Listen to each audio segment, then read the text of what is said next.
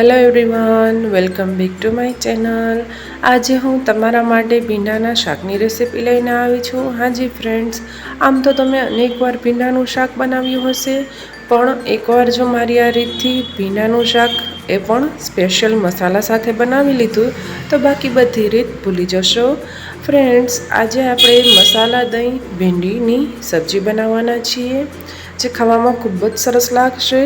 અહીંયા એના માટે મેં 250 થી 300 ગ્રામ જેટલો ભીંડો લઈ લીધો છે અને એને ધોઈ અને સાફ કરી લેવાનો છે। ફ્રેન્ડ્સ, ભીંડો લેતા સમયે જો તમે આવી રીતે દાંડલાનો ભાગ કટ કરીને લીધો હોય તો એને ધોવામાં ધ્યાન રાખવાનું, નહીંતર જો પાણી જતું રહેશે તો ભીંડામાં ચીકાશ રહી જશે।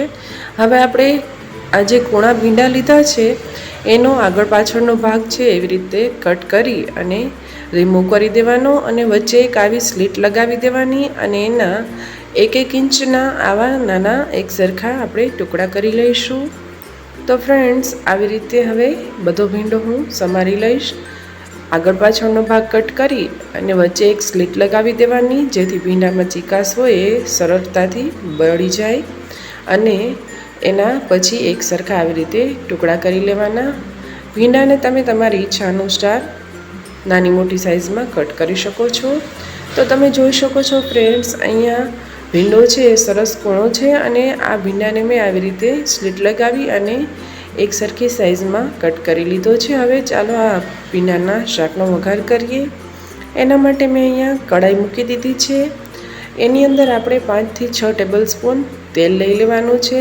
ભીંડાના શાકમાં તેલ થોડું વધારે લેવાનું હોય છે। એની અંદર આપણે 1/2 ટીસ્પૂન જેટલી રાઈ અને 1/2 ટીસ્પૂન જીરું ઉમેરી દઈશું અને 1/2 ટીસ્પૂન હિંગ ઉમેરી દઈશું। હવે અહીંયા આપણે રાઈ અને જીરું છે એને સરસ કકડી જવા દેવાના છે। રાઈ અને જીરું સરસ ફૂટી જાય ત્યારબાદ આપણે એની અંદર સમારીને રાખેલો ભીંડો છે એ ઉમેરી દઈશું અને એને તેલમાં સરસ રીતે 1 થી 2 મિનિટ માટે આવી રીતે હલાવતા રહી અને સાતળવાનું છે। તો ફ્રેન્ડ્સ, હવે એની અંદર આપણે 1/2 ટીસ્પૂન જેટલી હળદર ઉમેરીશું અને સ્વાદ અનુસાર 1 ટીસ્પૂન જેટલું મીઠું અત્યારે ઉમેરી દઈશું। ફ્રેન્ડ્સ, આ ખાસ એક ટિપ્સ છે તમારા માટે। જ્યારે પણ ભીંડાનું શાક બનાવતા હોઈએ ત્યારે ભીંડો તેલમાં સાતળતી વખતે મીઠું અને હળદર ઉમેરી દઈશું તો ભીંડો છે એ ફટાફટ ચડી જશે અને એની લાળ છે એ પણ ફટાફટ બળી જશે। તો ભીંડાનું શાક છે જરાય ચીકણું નહીં બને। અહીંયા હવે એને આપણે ઢાંકી લો ફ્લેમ ઉપર 2 થી 3 મિનિટ થવા દઈશું। બીજી બાજુ આપણે સ્પેશિયલ મસાલો બનાવીશું, જેની અંદર મેં અહીંયા પાપડી ગાંઠિયા છે એનો ભૂકો લીધો છે 2 ટેબલ સ્પૂન। એની અંદર 2 ટેબલ સ્પૂન શિંગદાણાનો અધકચરો ભૂકો લીધો છે। હવે એની અંદર આપણે 1 ટેબલ સ્પૂન વરિયાળી અને 1 ટેબલ સ્પૂન તલ ઉમેરી દઈશું અને 1 થી 1.5 ટીસ્પૂન જેટલું લાલ મરચું પાવડર અને 1 ટીસ્પૂન જેટલું ધાણા જીરું પાવડર ઉમેરી આ બધો મસાલો મિક્સ કરી દઈશું। ફ્રેન્ડ્સ, એકવાર આ સ્પેશિયલ મસાલા સાથે જો આ ભીંડાનું શાક બનાવી લેશો તો બાકી બધી રીત ભૂલી જશો અને એનો સ્વાદ દાઢે રહી જશે, એટલું સરસ બને છે આ શાક। અહીંયા ફાફડી ગાંઠિયાની જગ્યાએ તમે ભાવનગરી ગાંઠિયા, સેવ કે 2 ટેબલ સ્પૂન જેટલો શેકેલો બેસન પણ લઈ શકો છો। હવે 2 થી 3 મિનિટ બાદ આપણે એની પ્લેટ હટાડીને જોઈએ તો જોઈ શકો છો કે ભીંડો છે એ સરસ રીતે શેકાઈ ગયો છે અને લાળ પણ જરા પણ નથી રહી। સરસ એવું આપણે ભીંડો સંતળાઈ ગયો છે। તો આ ટિપ્સ હવે તમે પણ જરૂરથી ફોલો કરજો। હળદર અને મીઠું ઉમેરવાથી ભીંડો છે સરસ સંતળાઈ જશે ફટાફટ અને લાળ પણ નહીં રહે। હવે એની અંદર 1 ટીસ્પૂન જેટલું આદુ લસણ મરચાંની પેસ્ટ અને 1 ટીસ્પૂન આમચૂર પાવડર ઉમેરી દઈશું અને એને પણ આપણે સાતળી લઈશું। આદુ લસણની કચાશ જતી રહે તેટલું આપણે સાતળવાનું છે। ફ્રેન્ડ્સ, અહીંયા આપણે ટમેટાં નહીં ઉમેરીએ એટલા માટે થઈને મેં અહીંયા આમચૂર પાવડર ઉમેર્યો છે। તમારે જો આમચૂર પાવડર ન હોય તમારી પાસે તો એન્ડમાં લીંબુનો રસ ઉમેરી દેવાનો। હવે જે આપણો સ્પેશિયલ મસાલો બનાવીને રાખેલો હતો એ આપણે ઉમેરી દઈશું અને એને પણ આપણે ભીંડાની સાથે 1 મિનિટ માટે સાતળી લેવાનું છે। અત્યારે તમને જોતા થશે કે સબ્જી એકદમ ડ્રાય થઈ ગઈ છે, કેમ કે જે ગાંઠિયાનો ભૂકો અને શિંગદાણા છે એ બધું તેલ છે એ અબ્સોર્બ કરી લેશે, પણ 1 મિનિટ માટે સાતળી લઈશું પછી તેલ છૂટું પડતું દેખાશે। હવે એની અંદર આપણે 1 વાટકી જેટલું દહીં ઉમેરવાનું છે। અહીંયા મેં ઘરનું દહીં હોય એ જ ઉમેરેલું છે। દહીં ઉમેર્યા બાદ મીડિયમ ટુ હાઈ ફ્લેમ ઉપર સતત એને હલાવતા રહેવાનું છે।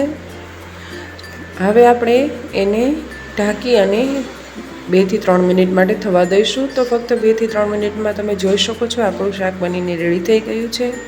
હવે એની અંદર ઝીણી સમારેલી કોથમીર ઉમેરી દઈશું, સરસ રીતે મિક્સ કરી લઈશું અને ગેસની ફ્લેમને ઓફ કરી દઈશું. તો ફ્રેન્ડ્સ, અહીંયા એક નવા જ સ્પેશિયલ મસાલા સાથે આપણું આ ભીંડાનું શાક બનીને રેડી થઈ ગયું છે ને એકદમ સરળ રીત. તો હવે એકવાર તમે પણ જરૂરથી ટ્રાય કરજો. આપણે આ ગરમા ગરમ શાકને હવે સર્વિંગ પ્લેટમાં ટ્રાન્સફર કરી લઈશું અને આ શાકને આપણે રોટલી, પરોઠા, ભાખરી જોડે એન્જોય કરી શકીએ છીએ. ઇવન બાજરીના રોટલા સાથે પણ સરસ લાગે છે. અને તમારે જો એને થોડી લિક્વિડ, સેમી લિક્વિડ ગ્રેવી રાખવી હોય તો પણ રાખી શકો છો. અહીંયા મેં ડ્રાય સબ્જી બનાવી છે. એના ઉપર ઝીણી સમારેલી કોથમીર ઉમેરી આપણે ગાર્નિશ કરીશું.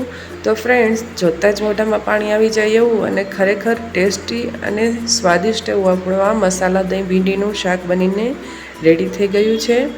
તમને જો મારી આ રેસીપી પસંદ આવી હોય તો વિડીયોને એન્ડમાં એક લાઇક આપી દેજો અને તમારા ફ્રેન્ડ્સ અને ફેમિલીમાં જરૂરથી શેર કરજો. અને તમારામાંથી કેટલા લોકોને ભીંડીનું શાક ખાવું પસંદ છે એ કમેન્ટમાં જણાવવાનું ભૂલતા નહીં.